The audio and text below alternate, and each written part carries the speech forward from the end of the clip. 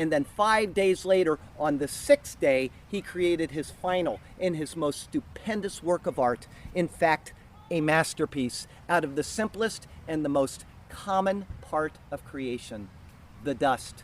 First there was nothing on day one, and then there was dust. And God took this next to nothingness, this material, and he formed it, and he breathed life into it. And if we jump ahead just a little bit into chapter 3, we'll see that Adam disobeyed God and died spiritually the moment he disobeyed God. And because of this, the thing that made us most like God disappeared at that moment. And if that is not a humbling aspect of the Bible, I don't know what is. I just can't think of anything else more humbling than what I just said. We walk around here and we act like we're really, really big stuff quite often, when in fact we are as close to nothingness as the life, the breath that is in our lungs.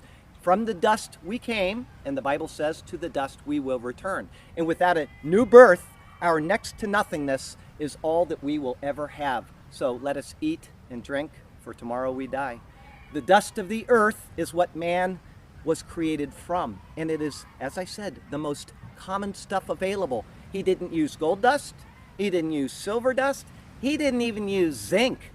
Instead, what he did is he took the dust. And to this day, we are of the dust of the earth. Paul explains this in 1 Corinthians chapter 15, but King David explains it also in the 139th Psalm. He says there, "My frame was not hidden from you when I was made in secret and skillfully wrought in the lowest parts of the earth." We are so closely tied to the earth that David describes the womb in which we are formed as Eretz, or the earth. And in the same way, Job, in the first chapter of Job, says that the place that we are going back to is our mother's womb, meaning the earth. The Hebrew word for womb is the Hebrew word beten, and it is comprised of 3 letters. It's comprised of the bet, the tet, and the nun. The meaning in each Hebrew letter has a particular meaning. The meaning of bet is a house. The meaning of tet is mud. And the meaning of nun is an heir, or the continuance of a generation. The womb, then, is the house where the one of mud continues on. Even in the word itself, we can see our lowly state. All you do is you mix in a little bit of water, add in a little bit of dust, and there you have a man. On our own, we simply cannot get away from the dust from which we were created.